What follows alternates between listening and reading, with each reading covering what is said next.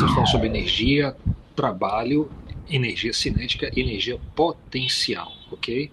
Então, continuamos a aula de ontem, e nessa aula nossa intenção é fazer alguns exercícios, tá?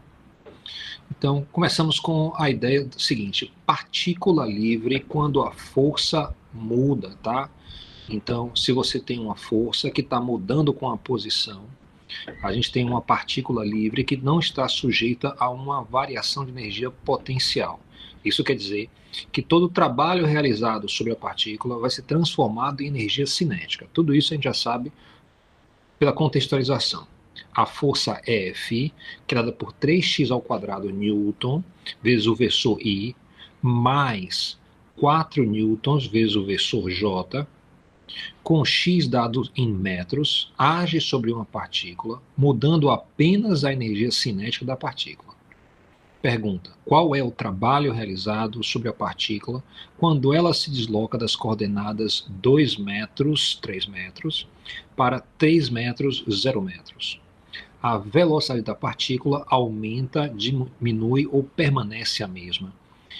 Eu coloquei aqui, estou testando tecnologia, eu coloquei aqui uma imagem, tá, do professor aqui à direita. Eu queria saber de vocês se tem algum delay quando eu falo e movimenta a imagem. Porque eu estou pensando em tirar aquela imagem do Google em aulas futuras e botar essa imagem. Não, tá tranquilo aqui. Tranquilo? Ok, beleza, obrigado, viu? Muito bem. Então, lembrar o seguinte, que a gente quer fazer o seguinte integral. Trabalho de A até B vai ser igual a integral de A até B da força escalar o deslocamento. Então, está implícito o vetor força, implícito o vetor deslocamento. De A até B quer dizer A, 2 metros, 3 metros, até 3 metros, 0 metros, que é B. Eu quero pegar esta força e substituir no lugar de F. E o dl vai ser simplesmente o dx vezes o versor i mais dy versor j. E aí eu vou estar pronto para fazer a conta. Substituindo aqui, então, fica assim o integral. Ok? Primeiro, então, eu quero fazer o produto escalar. Lembrar o seguinte: o produto escalar de i por i. Então, isso aqui é tipo produtos notáveis, tá? Então, você tem uma soma, tem um produto com outra soma. Então está implícito que vai ser primeiro com primeiro, primeiro com segundo, segundo com primeiro, segundo com segundo.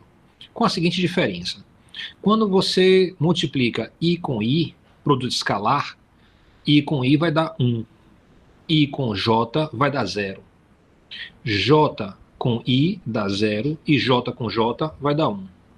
O resultado disso é o seguinte: eu vou ter como resultado i com i, que vai dar 3x ao quadrado dx.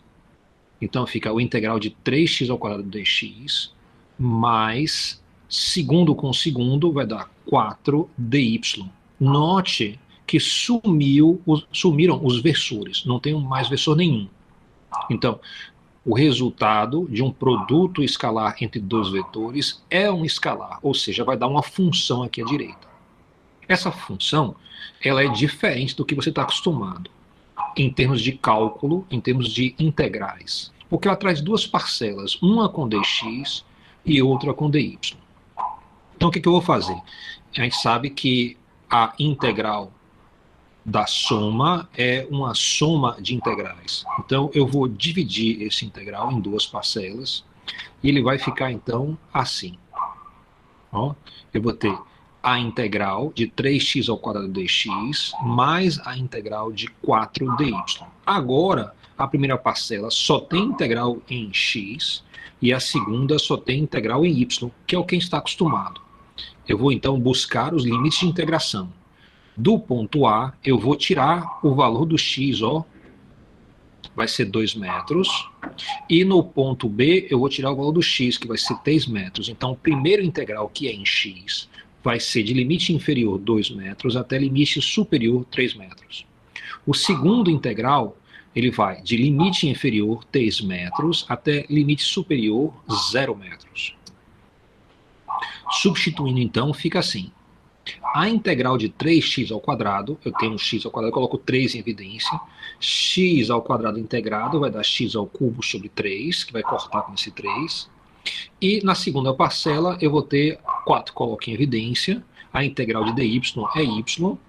Então eu vou ter o seguinte resultado. Eu coloquei aqui à direita os limites de integração e eu vou estar agora substituindo. Note que o 3 corta com 3 aqui, tá? Então, na primeira parcela, eu vou substituir o limite superior, que vai ficar 3 ao cubo, menos a parcela do limite inferior. Então, vai ficar 2 ao cubo.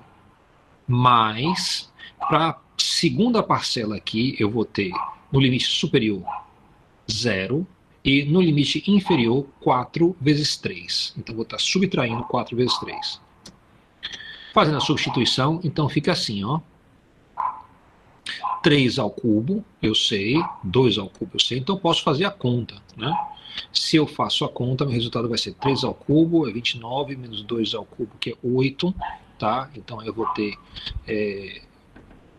21 menos... 21 vai dar...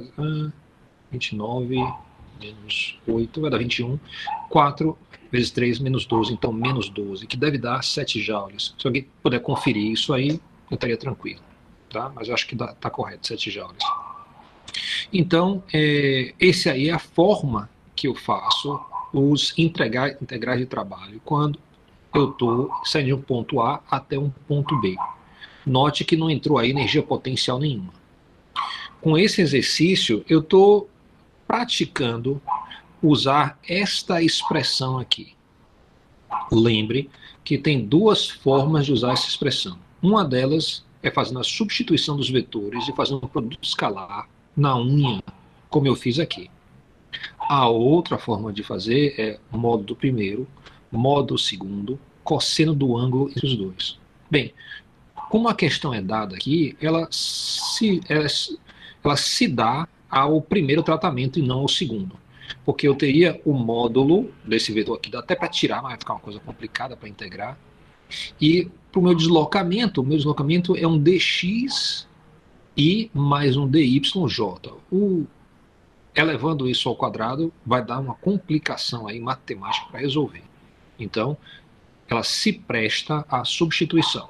Então, fique atento aí, você vai escolher uma das duas formas para que você tenha um melhor desempenho e uma menor complexidade matemática. Diga. O ângulo entre esses dois pontos seria de quantos graus? Porque eu tentei fazer o gráfico e deu 90. Aí, quando eu fazer a multiplicação, anulou tudo. Aí, por isso que eu não encontrei. Pois é. Repare só o que acontece aqui. Note que o f é uma função de posição. Ou seja, a força está mudando, inclusive de direção e sentido. Você não vai ter um único ângulo para fazer esse produto escalar. Então eu não recomendo que você use a expressão modo de f, modo de dl, cosseno do ângulo. Aqui realmente tem que fazer o produto escalar e fazer a integração, como eu fiz aí. A parcela em dx e a parcela em dy. Da outra forma, é muito complexo para resolver. Ok? Então fique atento aí para poder escolher um método ou outro para dar mais facilidade. Antes de fazer vários exercícios, eu espero então que a gente consiga mapear onde é que eu vou utilizar uma situação, onde é que eu vou utilizar outra, tá? Muito bem. Outro exemplo. Trabalho da força-peso. Você tem, então a gente já fez a parte da partícula livre, que foi o exemplo anterior, eu tinha uma partícula livre se movimentando, e agora eu estou com uma partícula, que seria o elevador, vai ser reduzido a um pontinho, tá? Dentro de um campo gravitacional. Então daí vai ter uma força-peso e vai ter uma energia potencial gravitacional. Um elevador de massa m igual a 500 kg está descendo com velocidade de 4 metros por segundo, quando o cabo de sustentação começa a deslizar, permitindo que o elevador caia com aceleração constante. A aceleração aqui foi dada da seguinte forma: a aceleração é 1/5, então o vetor aceleração é 1/5 do vetor gravidade. A gente vai usar essa forma como foi dada a informação para facilitar a nossa conta. Pergunta A, se o elevador cai de uma altura de 12 metros, qual é o trabalho realizado sobre o elevador pela força gravitacional? B pede, qual o trabalho realizado sobre o elevador pela força de tração exercida pelo cabo? C, qual o trabalho total realizado sobre o elevador durante a queda? E D, qual a energia cinética do elevador no final da queda de 12 metros? Então, vamos lá para o item A. Muito bem, então, note que eu reduzi o elevador a um pontinho aqui, e eu coloquei informações. A força-peso está para baixo, a força de tração do cabo está para cima. E o deslocamento também é para baixo. Isso vai permitir que a gente se oriente, tá? A integral que eu quero resolver, né, eu não preciso resolver. Por quê? Porque eu sei que a força-peso é uma constante. Se é uma constante, a força vai para a evidência, e aí você fica naquele integral. Modo do primeiro, modo da distância, vezes o cosseno do ângulo entre os dois. Então, eu já pulei essa integração, porque eu já mostrei isso antes, já tenho esse resultado na minha caixinha de ferramentas, então eu posso agora avançar. Quando é que eu posso dar esse pulo? Não preciso usar a integral. Somente quando a força for constante. Ela tem que ser constante em módulo e também direção e sentido durante todo o trajeto, nesse caso do elevador. Então, conforme o elevador cai, a força-peso sempre está para baixo e sempre tem o mesmo módulo. Ok. Então, eu vou ter o seguinte. Substituindo aqui, eu tenho força-peso, é massa vezes gravidade, então 500 quilos, vezes 9,8 metros por segundo quadrado, vezes deslocamento de 12 metros, cosseno do ângulo entre os dois. Então, note a força para baixo, deslocamento para baixo, os dois apontam para baixo, logo o ângulo é 0 graus. Cosseno de 0 vai ser 1, fazendo a conta aí, eu vou ter 58,8 quilojoules, onde eu lembro aí que quilo é 10 a terceira, tá? Então, só por praticidade, eu coloquei as unidades em kilojoule. Você pode deixar o resultado em 10 a terceira, não tem diferença. Kilojoules é mais elegante. Professor? Oi, diga. É por causa da aceleração da gravidade. Não foi um quinto, aí o senhor usou completa? Ah, repare só, exatamente. A gravidade não mudou. Quem mudou foi a aceleração do elevador. Então a gravidade não muda. Se você está em queda livre, a aceleração da gravidade ainda é 9,8 metros por segundo ao quadrado.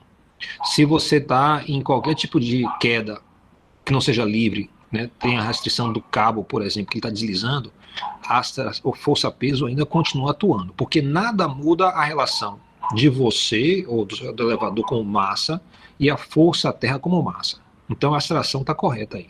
É massa do objeto vezes a gravidade. Então a gravidade é 9,8 metros por segundo ao quadrado.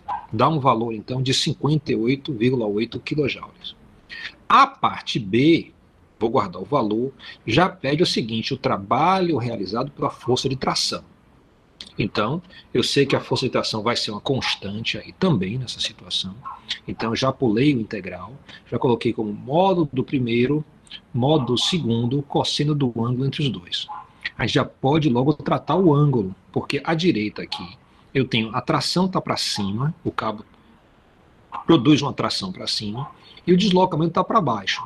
Então, o ângulo entre os dois vai ser 180 graus. 180 graus já me dá um cosseno de menos 1. Então, eu já estou aqui pensando, ó, vai haver aí um trabalho negativo. Ok? Então, lembre, trabalho positivo indica que essa força está contribuindo para o movimento. Então, no caso da gravidade, a gravidade está ajudando ao elevador a cair. Já a força de tração, sendo negativa, vai resistir a essa queda. Muito bem. Então, para tirar a tração, eu vou escrever o seguinte: a força resultante tem que ser igual à força-peso mais a tração. Eu estou planejando aqui usar justamente a ideia da lei de Newton. A lei de Newton fala que a força vai ser a massa vezes a aceleração. Então vai ser m vezes a. E a eu sei. A igual a G sobre 5, então já tem o valor, tá? Como se pede a tração, eu vou primeiro isolar a tração. E eu vou tirar vantagem pela primeira vez aqui nesse curso, tá? Da forma com que a informação foi dada. A informação foi dada de forma vetorial. Então foi dito, vetor A é igual a vetor G sobre 5. Repare como eu vou utilizar isso na minha resolução. Você pode querer operar assim também. Então, primeiro, eu vou isolar a tração. Se eu isolo a tração, tá, ela passa para a esquerda subtraindo. Se eu troco os dois de lugar, a direita com a esquerda, fica assim, tração é igual a força menos a força-peso. Então, eu só fiz isolar. A conta é vetorial, aí não tem nenhum problema. Muito bem. Eu posso, então, fazer substituições. F, de acordo com a lei de Newton, é massa vezes aceleração. E a força-peso é massa vezes gravidade. Tudo em vetor. Agora, a aceleração vetorial é igual a vetor gravidade sobre 5. Então, eu posso fazer a substituição direta. Se eu faço isso, eu posso colocar a massa em evidência. Tá? Então, eu vou colocar a massa em evidência e agora eu substituo a aceleração. Fazendo a substituição, vai dar, então, massa vezes a quantia da gravidade vetorial sobre 5 menos a gravidade. Se eu faço a diferença de alguma coisa que tem 1/5 menos ele todo, vai dar, então, menos 4/5. Então, eu já tenho minha resolução aqui, isso vai dar menos 4/5 da massa vezes a gravidade. Fique atento. O que é que esse negativo aqui quer dizer? Quer dizer o seguinte, ó, vetor gravidade aponta para baixo. Negativo de apontar para baixo quer dizer apontar para cima. Ou seja, esse negativo está me dizendo que a tração aponta para cima. Eu concordo com isso? Concordo, está aqui no desenho à direita. A tração aponta para cima. Então esse negativo aqui só está me dando informação sobre o sentido da tração. Eu vou precisar calcular o trabalho, e eu preciso do módulo da tração. Então eu vou pegar o módulo desse valor. O módulo da tração, então, vai ficar assim, 4 sobre 5, multiplicado por 500, multiplicado por 9,8 metros por segundo ao quadrado. E aí eu vou ter o módulo da tração que eu calculei bem aqui. Muito bem, fazendo a minha conta, isso vai dar 3,9 quilojoules. Professor, eu vou querer guardar esse valor. Diga. Alguma pergunta? Se alguém tiver alguma pergunta, por favor, faça a pergunta. Tá. Negativo, mas está em módulo. Isso, está em módulo, exatamente. Porque eu vou precisar, na expressão do trabalho, aparece aqui, ó, o trabalho em módulo. Muito bem. Substituindo os valores, então, aqui no trabalho, ó, o trabalho da força de tração vai ser 3,9 kJ, multiplicado pelo deslocamento, que é 12 metros, vezes o cosseno de 180, que a gente já discutiu. Então, eu vou ter como valor menos 47 kJ. Então, note aí, no primeiro, positivo, no segundo, negativo. Eu vou guardar esse valor, parto para o C. Qual é o trabalho total realizado? Pode dizer. Voltando à questão B, se for possível, eu não entendi a interpretação do ângulo e como é que você chegou na parte de menos 4/5 tá certo. da aceleração. Tá. Observe o seguinte, ó. Nessa parte aqui, depois que eu coloco a massa em evidência, eu tenho a diferença entre a aceleração e a gravidade. A aceleração eu sei, é gravidade sobre 5, menos gravidade. Então eu tenho 1/5 da gravidade menos a gravidade. Então vai ficar, botando G em evidência, fica 1/5 menos 1. Se eu pego 1/5 e subtraio 1, vai dar menos 4/5. Ok, entendi agora. Tranquilo? Ok. Aí então eu tenho o valor, eu posso substituir aqui na tração, eu tenho meu resultado. Guardo esse valor para fazer justamente o cálculo do trabalho. trabalho então dá menos 47 kJ. Agora vem a questão, professor, da interpretação do ângulo, que eu não entendi. Ah, tá. O ângulo é fácil. Bem aqui, ó, à direita, eu tenho o trabalho é módulo do primeiro, módulo do segundo, cosseno do ângulo entre os dois. Então, o primeiro quem é? É a tração. O segundo quem é? O deslocamento. O ângulo entre o trabalho e o deslocamento, um está para cima, o ângulo entre a tração, que é para cima, e o deslocamento, que é para baixo, vai dar, então, 180 graus. Então, ó, aqui na imagem, eu tenho tração para cima, deslocamento para baixo. Isso quer dizer, então, que para eu ir de um para o outro, eu tenho que, ó, mudar em 180 graus, ou seja, o ângulo entre os dois é 180. Cosseno de 180 vai dar menos 1, que vai dar justamente esse negativo aqui, ó, de menos 47 kJ. A parte C pede, qual é o trabalho total realizado? Então, lembra que a gente falou que a gente trabalhando nesse curso 3 descrições distintas. A gente trabalha cinemática, a gente trabalha lei de Newton e tem a descrição de trabalho e energia. Sendo que a descrição de trabalho e energia tem a vantagem de ser toda feita, boa parte dela feita em escalar, né? Então, o meu trabalho é em escalar, 58,8 kJ não é um vetor. Menos 47 kJ não é um vetor, são números comuns. Sendo números comuns, há a vantagem que eu posso somar as coisas. Eu sei somar números comuns, eu sei somar o escalar. Então, o meu trabalho total vai ser a soma da parcela da gravidade com a parcela da tração. Então, eu tenho aqui trabalho total é igual a trabalho da gravidade mais trabalho da tração. E eu tenho esses valores bem aqui em cima, em A e B. Eu posso substituir. Eu vou ter, então, 58,8 kJ mais menos 47 kJ. A segunda parcela negativa. Vai me dar um resultado de 11,8 kJ. Então, esse é meu trabalho total. Eu posso, então, partir, tá, para o item D. Qual a energia cinética do elevador no final da queda de 12 metros? Ou seja, eu tenho a energia cinética no final, tem que ser a energia cinética no início, mais a variação da energia cinética. Só que a variação da energia cinética é justamente o trabalho. Então eu posso substituir aqui. A energia cinética inicial é 1/2 da massa, velocidade inicial ao quadrado. A variação da energia cinética é o trabalho. Então, eu já tenho o trabalho, é 11,8 kJ. Eu posso, então, fazer todas as substituições. 1/2 da massa, a massa é 500 quilos. A velocidade inicial dela no enunciado foi 4 metros por segundo, elevado ao quadrado, mais 11,8 kJ. Fazendo essa conta, eu tenho como resultado 15,8 kJ. Então, essa é a energia cinética no final. Observe que a energia cinética aumentou. Por que aumentou? Porque o trabalho total foi positivo. Isso quer dizer, então, que isso é espontâneo e a energia cinética aumenta.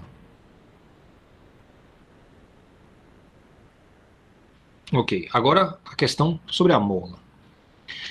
Depois de deslizar sobre uma superfície horizontal sem atrito, com velocidade de 0,5 metros por segundo, um pote de cominho, veja bem, um pote de cominho. Então você imagina que alguém tem uma cozinha, que tem uma bancada, que ele instalou uma mola na parede e ele está brincando com um pote de cominho. Isso aí, que ideia é, né?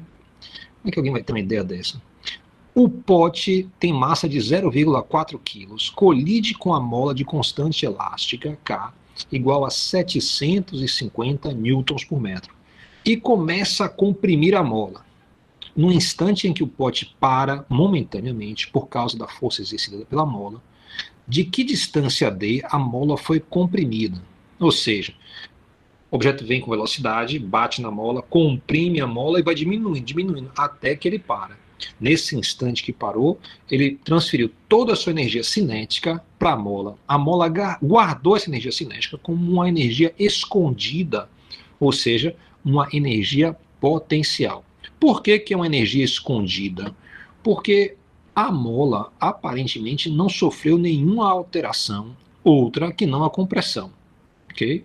Então ela está guardando ali, de alguma forma, tá, nessa compressão, a sua energia cinética que ele recebeu para devolver, né, mais tarde. Ou seja, por que, que ele para momentaneamente? Por que, que o pó de cominho para momentaneamente?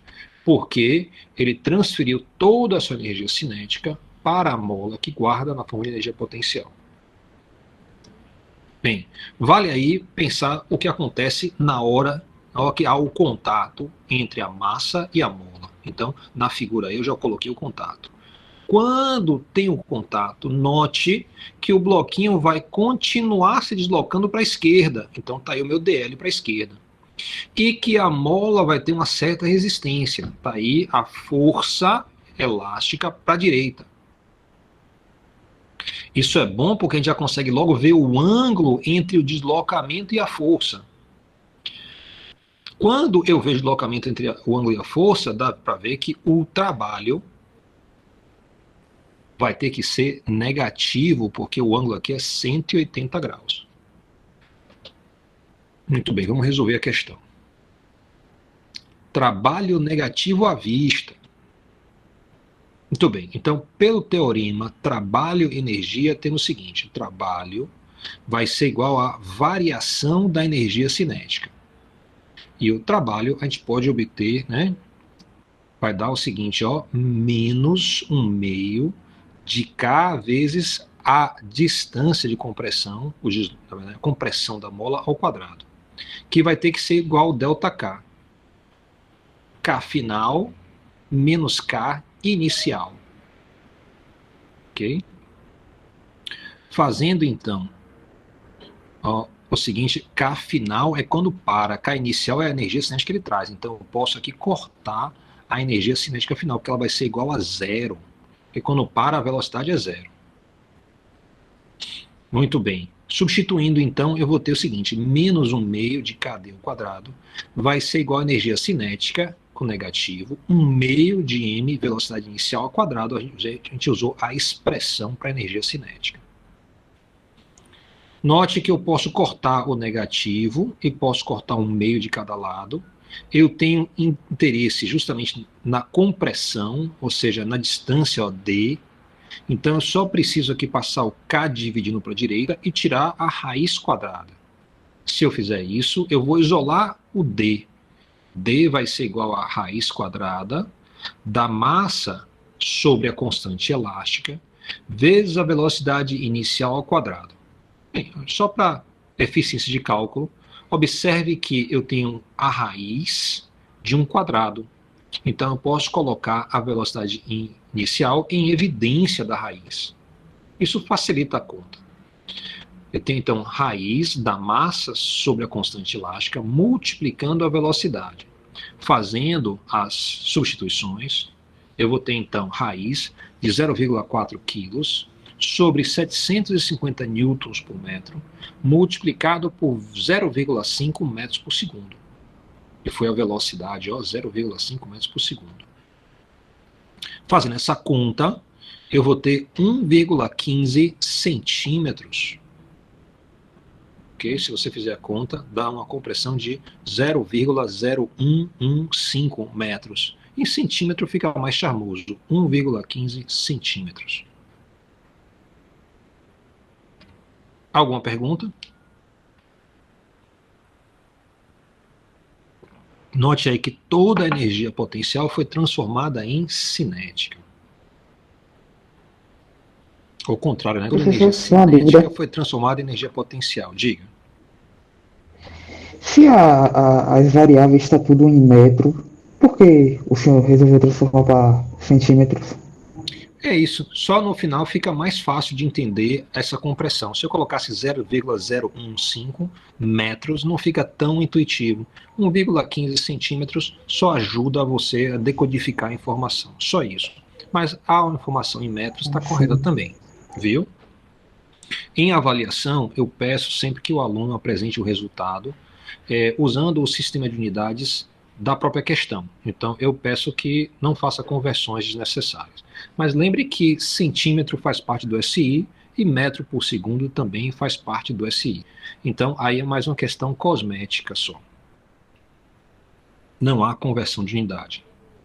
Algumas pessoas acham que quando você passa de metro para centímetro, você converteu a unidade. Mas não é bem assim. O C significa 1 sobre 100.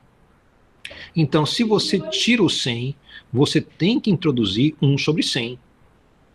Então, não é uma conversão, é só uma tradução. Ok. Então, outra ideia aqui. Uma caixa contendo 12 latas de refrigerante, massa igual a 4,30 quilos, está inicialmente em repouso sobre uma superfície horizontal. A seguir, ela é empurrada 1,20 metros em linha reta por um cão treinado que exerce uma força constante de módulo igual a 36 newtons. Use o teorema trabalho-energia para achar a velocidade final da caixa. Se A, não existe atrito entre a caixa e a superfície, e B, o coeficiente de atrito cinético entre a caixa e a superfície é igual a 0,30. Então vamos fazer aí essa resolução.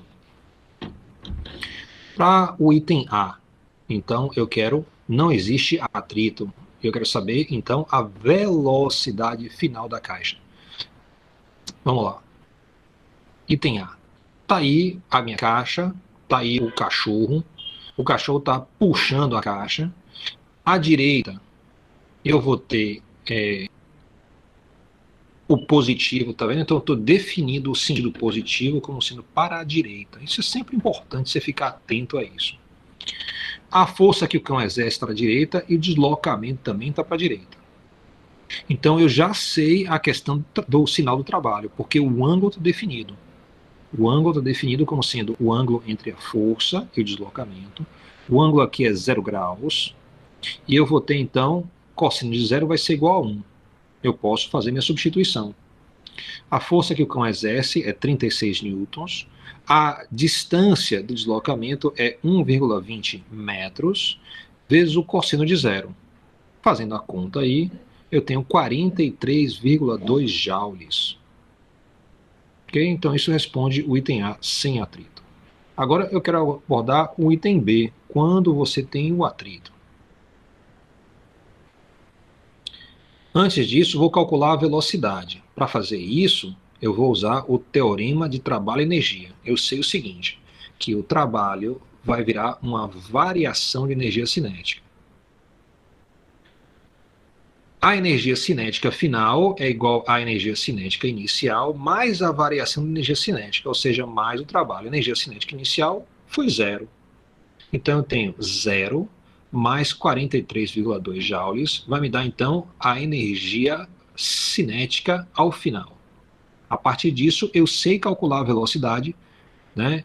Então, se eu isolo a velocidade na expressão da energia cinética, a velocidade vai ser a raiz quadrada de 2 vezes a energia cinética sobre a massa, ok? Então, é só pegar a expressão K é igual a 1 meio de mv ao quadrado, e isolar a velocidade que você vai ter esta expressão.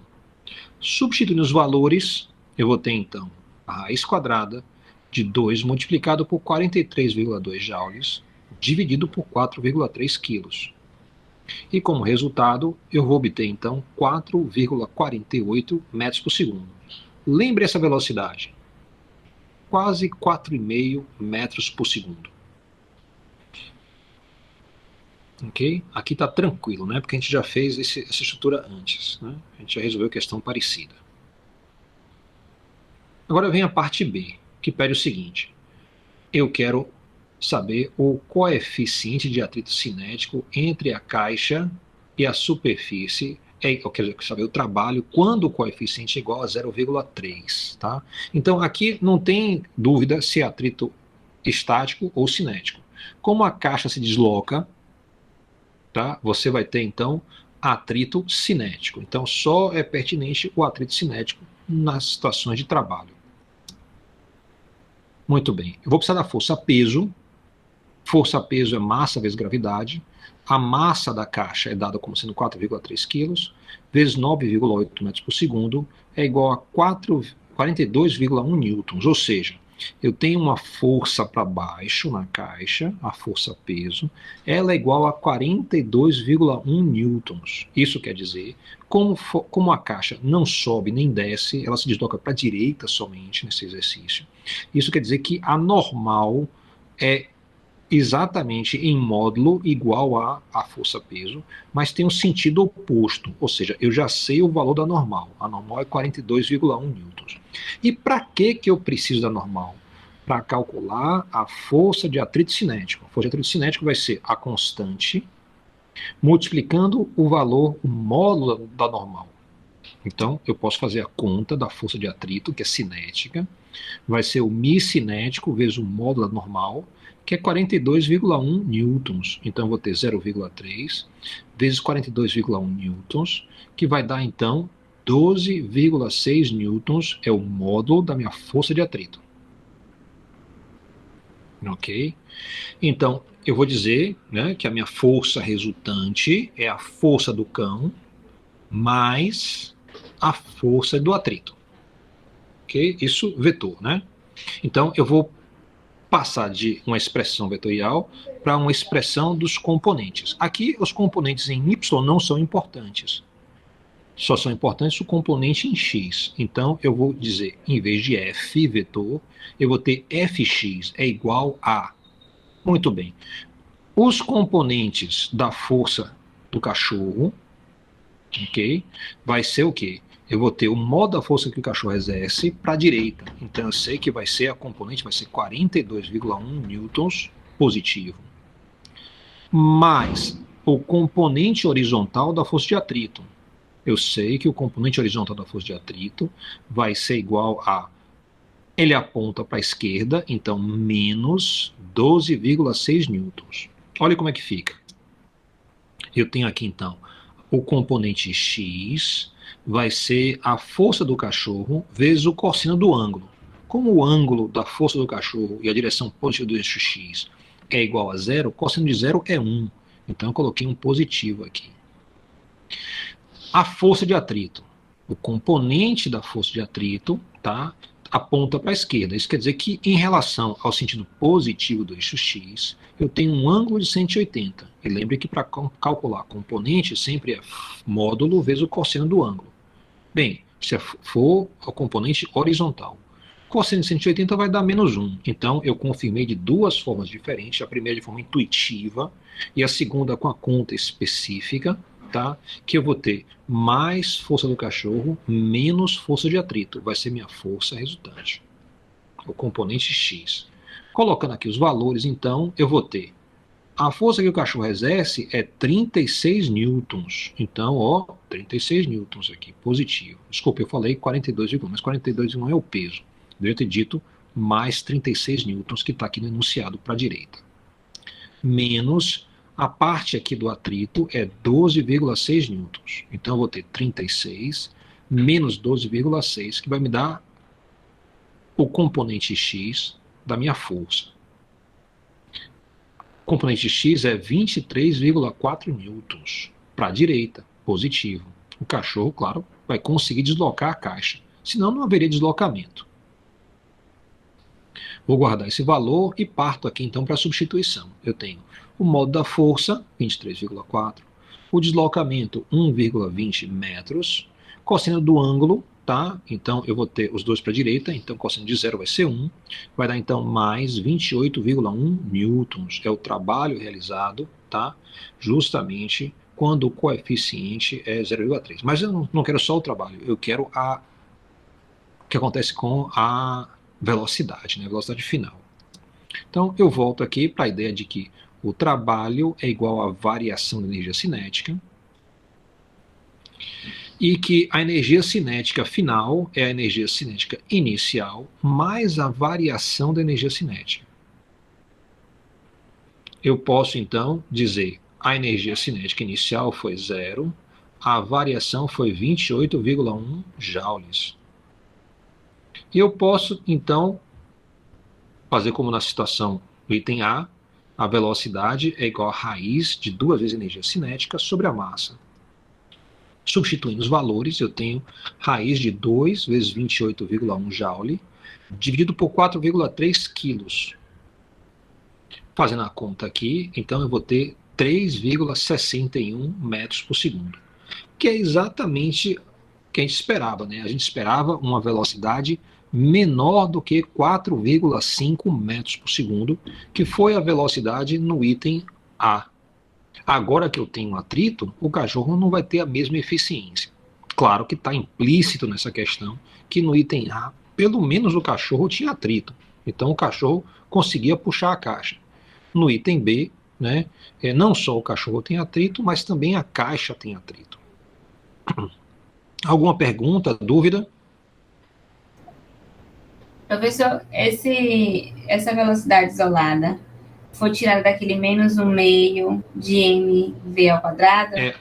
Eu posso mostrar aqui, um instantinho. Por favor. A resposta é sim, tá? Mas aí eu te mostro aqui, rapidinho.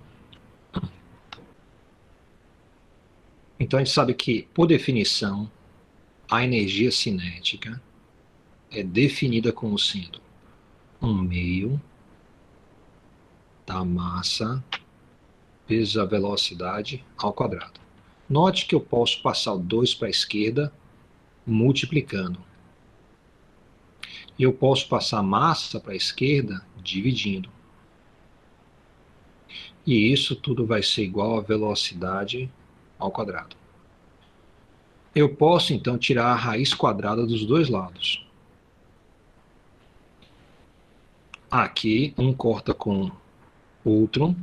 Eu tenho que a velocidade vai ser igual a 2 vezes K sobre a massa raiz quadrada. É só ficar bem claro que isso aqui é um K maiúsculo de energia cinética, tá? Para não confundir com o K minúsculo, que é a constante elástica. Então vou botar uns tracinhos assim para estar lembrando que esse K é maiúsculo. Ok?